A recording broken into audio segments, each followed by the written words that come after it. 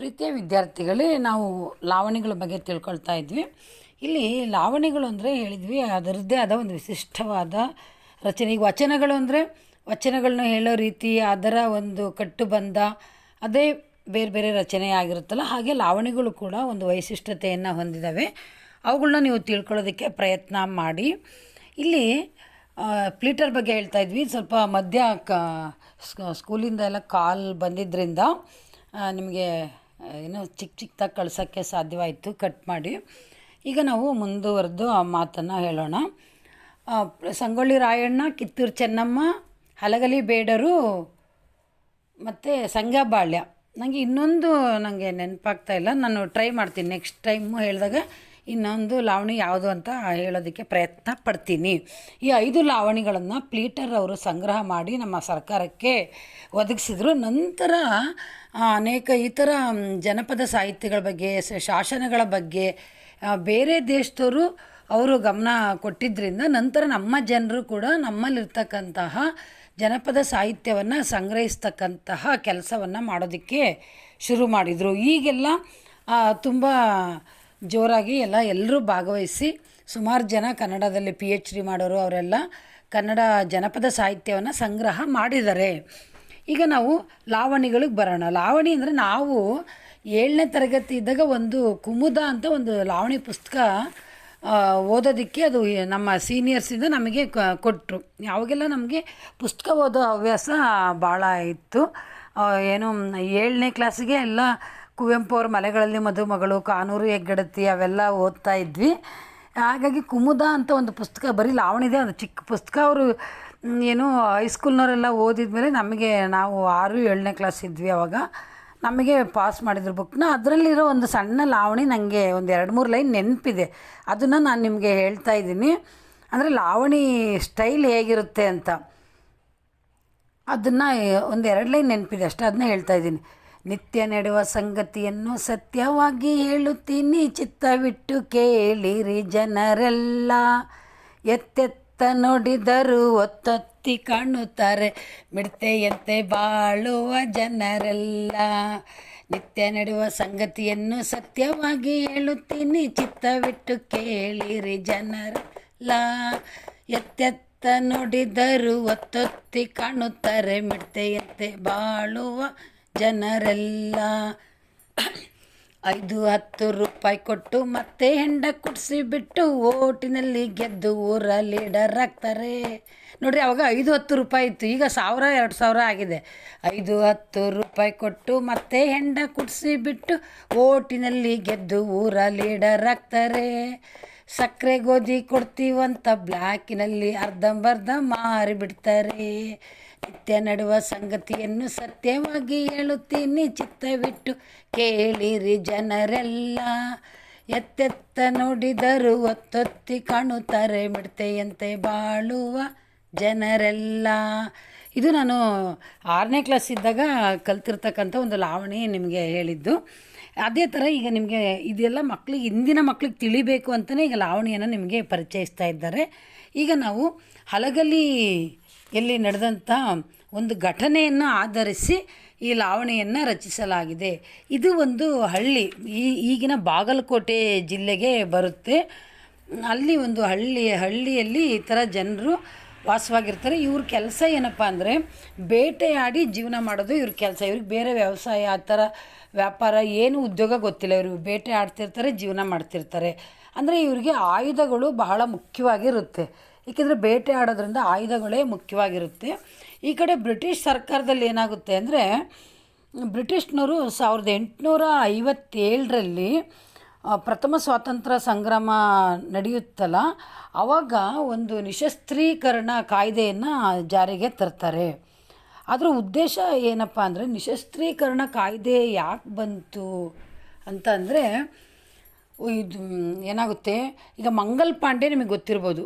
Mangal Pandey British ಒಬ್ಬ ಅಧಿಕಾರಿಯನ್ನು ಕೊಂದುಬಿಡ್ತಾನೆ.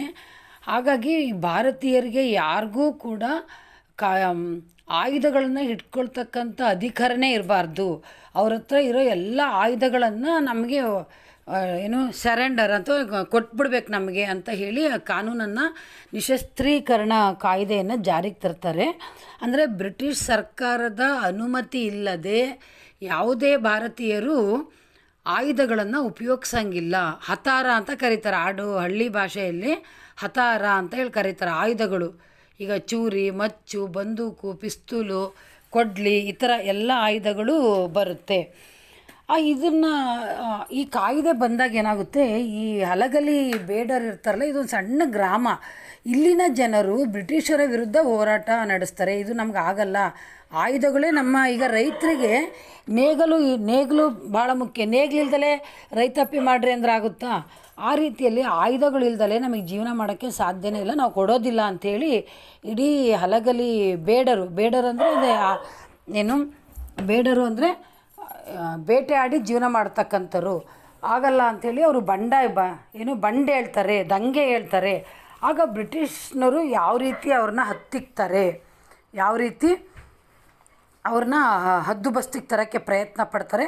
ಆದರೆ ಕೊನೆಗೆ ಮೊದಲು ಏನಾಗುತ್ತೆ, ಒಬ್ಬರನ್ನ ಕಳಿಸ್ತಾರೆ. ಒಬ್ಬ ಕಾರ್ಕೂನ ಅಂದರೆ ಒಬ್ಬ ಕ್ಲರ್ಕ್ ಅಂತ ಹೇಳ್ತೀವಲ್ಲ, ಒಬ್ಬರನ್ನ ಫಸ್ಟು ಕಳಿಸ್ದಾಗ ಇವರು ಅವನ ಜೊತೆಗೆ ಒಬ್ಬ ಸೈನಿಕನೂ ಹೋಗಿರ್ತಾನೆ, ಅಂದರೆ ಒಬ್ಬ ಪೊಲೀಸನ್ನು ಕಳಿಸಿರ್ತಾರೆ. ಅವನಿಗೆ ಕಪಾಳಕ್ಕೆ ಹೊಡೆದು ಅವರು ವಾಪಸ್ ಕಳಿಸ್ತಾರೆ. ನಾವು ಇದನ್ನು ಒಪ್ಕೊಳ್ಳಲ್ಲ, ಬ್ರಿಟಿಷ್ನವ್ರ ಕಾಯ್ದೆನ ನಾವು ಒಪ್ಕೊಳ್ಳಲ್ಲ ಅಂಥೇಳಿ.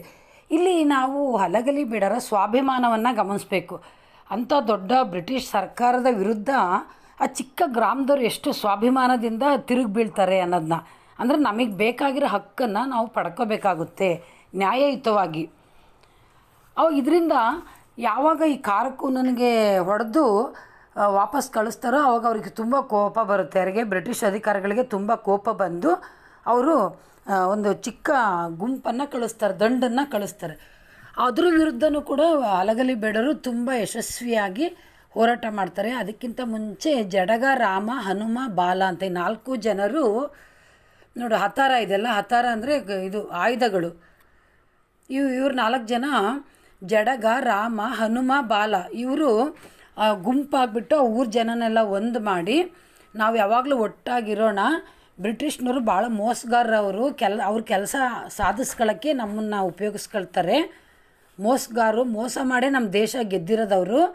ಹಾಗಾಗಿ ನಾವು ಅವರ ಮಾತನ್ನು ಕೇಳೋದು ಬೇಡ, ಅಂದರೆ ನಾವು ಯಾವಾಗಲೂ ಒಟ್ಟಾಗಿರಬೇಕು, ಸತ್ತರೆ ಒಟ್ಟಾಗೆ ಸಾಯಬೇಕು ಅಂಥೇಳಿ ಇವರು ಮಾತುಕತೆಯನ್ನು ಮಾಡ್ತಾರೆ. 4 ಜನ ಇವರು ಮುಖಂಡರುಗಳ ಥರ, ಲೀಡರ್ಗಳು. ನಂತರ ಊರ ಜನ ಎಲ್ಲ ಸೇರಿ ಈ ಥರ ಒಟ್ಟಾಗಿ ಸೇರಿ ಎಲ್ಲ ನಿರ್ಧಾರ ತಗೊಳ್ತಾರೆ. ನಂತರ ಬ್ರಿಟಿಷ್ ಅಧಿಕಾರಿಗಳು ಇವರ ವಿರುದ್ಧ ಮೊದಲೇ ಒಂದು ಚಿಕ್ಕ ದಂಡನ್ನು ಕಳಿಸಿದಾಗ ಅದ್ರ ವಿರುದ್ಧನೂ ಚೆನ್ನಾಗಿ ಹೋರಾಡಿ ಅವರು ಅದ್ರ ಹೆದರಿ ಓಡೋಗಂಗೆ ಮಾಡಿಬಿಡ್ತಾರೆ.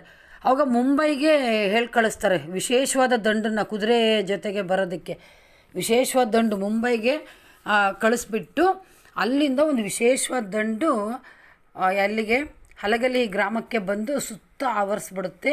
ಭೀಕರ ಹೋರಾಟ ನಡೆಯುತ್ತೆ. ಆ ಹೋರಾಟದ ಬಗ್ಗೆನೂ ವರ್ಣನೆ ಇದೆ.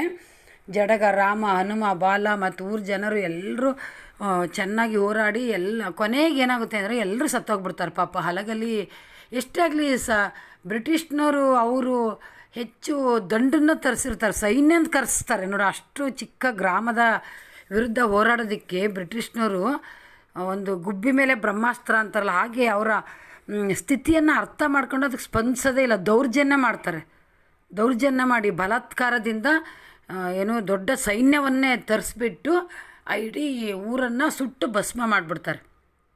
ಕೊನೆಗೆ ಹೆಂಗಾಗುತ್ತಪ್ಪ ಅಂದರೆ ಅಲ್ಲಿ ಒಂದು ಊರಿತ್ತು, ಅಲ್ಲಿ ಜನ ಇದ್ದರು ಅಂತಲೂ ಗೊತ್ತಾಗಲ್ಲ, ಅಷ್ಟರ ಮಟ್ಟಿಗೆ ಬರೀ ಬೂದಿ ಉಳ್ಕೊಂಡಿರುತ್ತೆ. ಆದರೆ ಇಲ್ಲಿ ನಾವು ಸ್ಮರಿಸಬೇಕಾಗಿರೋದು ಹಲಗಲಿ ಜನರ ಅವರ ಸ್ವಾಭಿಮಾನ ಮತ್ತು ಅವರ ಸಾಹಸ. ಅದನ್ನು ನಾವು ಇಲ್ಲಿ ಈ ಪದ್ಯದಲ್ಲಿ ಅಥವಾ ಈ ಲಾವಣಿಯಲ್ಲಿ ನಾವು ಗಮನಿಸಬೇಕಾಗುತ್ತೆ. ಅಂದರೆ ನಮ್ಮ ದೇಶಕ್ಕೆ ನಮ್ಮ ಹಕ್ಕುಗಳಿಗೆ ತೊಂದರೆ ಆದಾಗ ನಾವು ಅದನ್ನು ಪ್ರಶ್ನಿಸಬೇಕಾಗುತ್ತೆ. ಇದನ್ನು ನಾವು ಇಲ್ಲಿ ಕಲ್ತ್ಬೋದು. ಹೀಗೆ ಬ್ರಿಟಿಷ್ ಸರ್ಕಾರದ ವಿರುದ್ಧ ಅವರ ದೌರ್ಜನ್ಯವನ್ನು ವಿರೋಧಿಸಿದ ಕಥಾನಕವೇ ಈ ಹಲಗಲಿ ಬೇಡರು ಲಾವಣಿ ಆಗಿದೆ. ಮುಂದಿನ ತರಗತಿಯಲ್ಲಿ ನಾವು ಇದರ ಬಗ್ಗೆ ತಿಳ್ಕೊಳ್ಳೋಣ. ಧನ್ಯವಾದಗಳು.